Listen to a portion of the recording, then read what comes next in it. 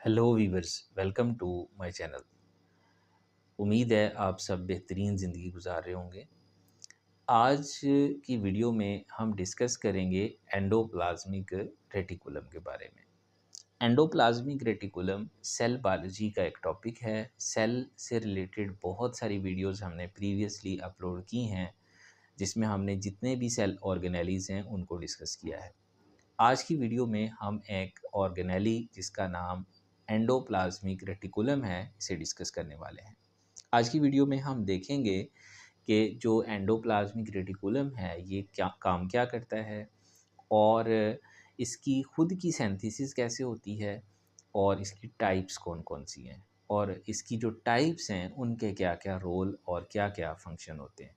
तो आइए हम अपने बोर्ड की तरफ चलते हैं, जहाँ पे एंडोप्लाज्मिक रेटिकुलम का एक प्रेजेंटेशन हमारे पास मौजूद है। तो एंडोप्लाज्मिक रेटिकुलम को सबसे पहले तो आप डायग्राम से देखें तो ये आपके पास जो है वो सेंटर में यहाँ पे अगर आप देखें तो आपके पास सबसे पहली जो चीज़ है दैट इज़ न्यूक्लियस। न्यूक्लियस के बाहर वाली साइड वाला जो डबल यहाँ पे अगर आप देखें तो ये जो है वो क्रोमाटिन मटेरियल यानी जिसको हम डीएनए भी कहते हैं, न्यूक्लियस के अंदर मौजूद है। फिर न्यूक्लियस की जो कवरिंग है that is called nuclear envelope. Envelope से बिल्कुल बाहर अगर आप देखें तो यहाँ पे आपको पोर्स नज़र आ रहे हैं। फिर इन पोर्स के बिल्कुल बाहर वाली साइड पे या न्यूक्लियर इन्वेलप के बाहर वाली साइड पे हमें दो तरह की मेम्ब्रेन्स नज़र आती हैं। एक ग्रीन कलर की हैं यहाँ पे, और एक जो है यहाँ पे ब्लू कलर की हैं। अब ये जो दोनों मेम्ब्रेनस एक नेटवर्क्स हैं, ये क्या हैं? ये एंडोप्लाज्मिक रेटिकुलम है।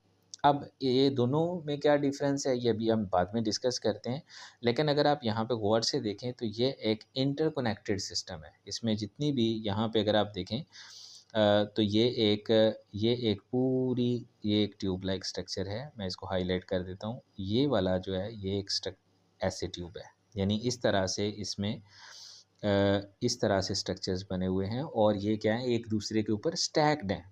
एक दूसरे के ऊपर स्टैक्ड भी हैं और एक दूसरे के साथ इंटरकनेक्टेड भी हैं। अब ये जो एक स्टैक्ड और इंटरकनेक्टेड नेटवर्क ऑफ ट्यूब्यूल्स है, नेटवर्क ऑफ चैनल्स है, इसको हम बोलते हैं एंडोप्लाज्मिक रेटिकुलम।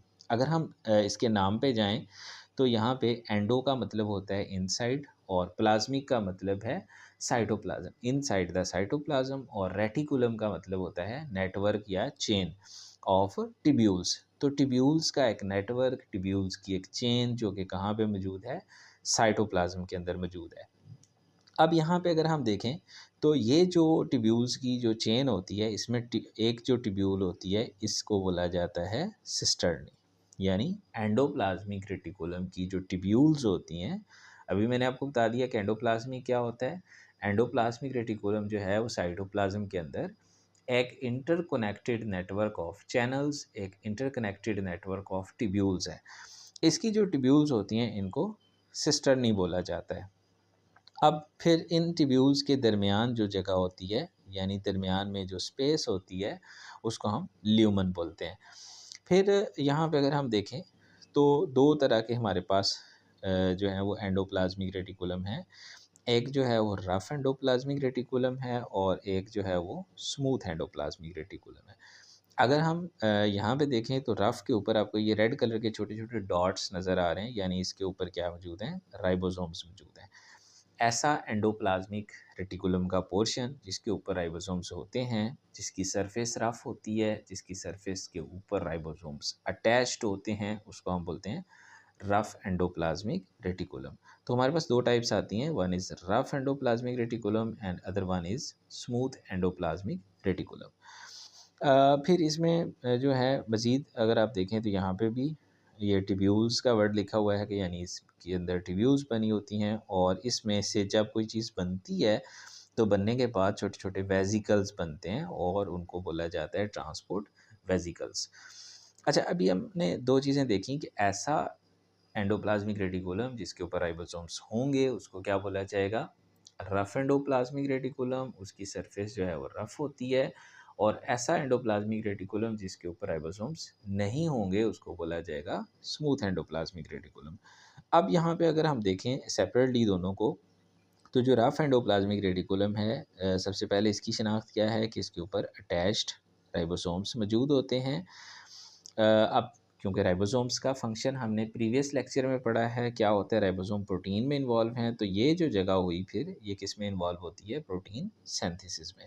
यानी रफ एंडोप्लाज्मिक रेटिकुलम का फंक्शन क्या होता है, प्रोटीन सिंथेसिस।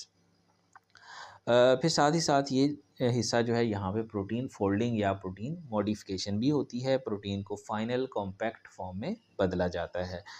इसके साथ साथ it produce protein for secretion, membranes and lysosomes. इसके अलावा यहाँ पे कुछ ऐसी प्रोटीन्स भी बनती हैं जिनकी मॉडिफिकेशन बाद में, यानी यहाँ से वो प्रोटीन्स जो हैं वो निकलती हैं एक सेक्रेटरी वेजिकल या एक ट्रांसपोर्ट वेजिकल के अंदर पैक होने के बाद, और वो प्रोटीन फिर जाती हैं कहाँ पे, गोल्जी प्रेटस में। गोल्जी प्रेटस फिर उनको क्या करता है, मॉडिफाई करता है और लाइजोसोम्स या डिफरेंट और मेम्ब्रेनस ऑर्गेनेलीज बनाता है। तो अगर हम यहाँ नीचे जो है वो एक फ़्लो चार्ट देखें तो हमारे पास जो है वो रफ एंडोप्लाज्मिक रेटिकुलम ये वेजिकल्स बनाएगा। जैसे अभी मैंने बोला है, वेजिकल्स कहाँ जाएंगे, गोल्जी प्रेटस के पास। अब गोल्जी प्रेटस उन प्रोटीन्स को क्या करेगा, उनकी प्रोसेसिंग, उनकी पैकेजिंग, उनकी मॉडिफिकेशन और फिर उनको सक्रीट कर देगा और जहाँ उनकी ज़रूरत है उनको वहाँ पे भेज देगा। तो ये रफ एंडोप्लाज्मिक रेटिकुलम क्या करता है, प्रोटीन बनाता है, और वो प्रोटीन सम टाइम तो डायरेक्टली यूज़ हो जाती हैं, लेकिन सम टाइम उनकी मॉडिफिकेशन गोल्जी प्रेटस के अंदर होने के बाद फिर वो यूटिलाइज होती हैं। हम आ जाते हैं स्मूथ एंडोप्लाज्मिक रेटिकुलम के ऊपर। तो ये यानी हम इसको ये कह सकते हैं, क्योंकि यहाँ पे प्रोटीन बन रही है तो it is sales manufacturing network. तो ये एक नेटवर्क ऑफ द सेल है जहाँ पे क्या हो रही है, मैन्युफैक्चरिंग हो रही है। अगर हम स्मूथ पे आ जाएँ तो स्मूथ एंडोप्लाज्मिक रेटिकुलम की शनाख्त ये है कि इसके ऊपर कोई राइबोसोम्स नहीं होते हैं। साइट फॉर लिपिड सिंथेसिस, ये वो जगह है जहाँ पे क्या होता है, लिपिड्स की फॉर्मेशन होती है। तो एंडो रफ पे क्या हो रहा था, प्रोटीन की सिंथेसिस, जबकि स्मूथ पे क्या हो रहा है, लिपिड की सिंथेसिस। ये क्या करता है, ये डिटॉक्सिफाइड ड्रग्स, ये ड्रग्स को या चीज़ों को जो भी सेल के अंदर आती हैं टॉक्सिक सब्सटेंसेस, उनको डिटॉक्सिफाई करता है। उसके साथ साथ ये कैल्शियम की स्टोरेज वगैरह में भी इन्वॉल्व है। तो ये स्मूथ एंडोप्लाज्मिक रेटिकुलम के डिफरेंट फंक्शंस हैं। अगर हम स्मूथ के यहाँ पे फ्लो चार्ट देखें तो स्मूथ एंडोप्लाज्मिक रेटिकुलम ये लिपिड्स की फॉर्मेशन और उसके साथ साथ ड्रग्स या टॉक्सिन्स की डिटॉक्सिफिकेशन में इन्वॉल्व है, एंड साथ ही साथ ये क्या करता है, कैल्शियम की स्टोरेज भी करता है। तो ये था हमारा आज का एक छोटा सा टॉपिक जिसमें हमने डिस्कस किया है कि एंडोप्लाज्मिक रेटिकुलम क्या होता है, इसकी टाइप्स क्या होती हैं और ये फंक्शन किस तरीके से करता है। उम्मीद है आपको चीज़ें बहुत अच्छे से समझ आई होंगी। कोई भी चीज़ अगर आपको अंडरस्टैंड ना हुई हो तो आप पूछ सकते हैं कमेंट बॉक्स में, आई विल आंसर इंशाल्लाह। अपना बहुत सारा ख्याल रखें, दुआ में याद रखें और चैनल को सब्सक्राइब करना बिल्कुल ना भूलें, क्योंकि ये आपकी तरफ से मोटिवेशन होती है और हम मज़ीद अच्छा कंटेंट लेके आते हैं। अल्लाह हाफ़िज़।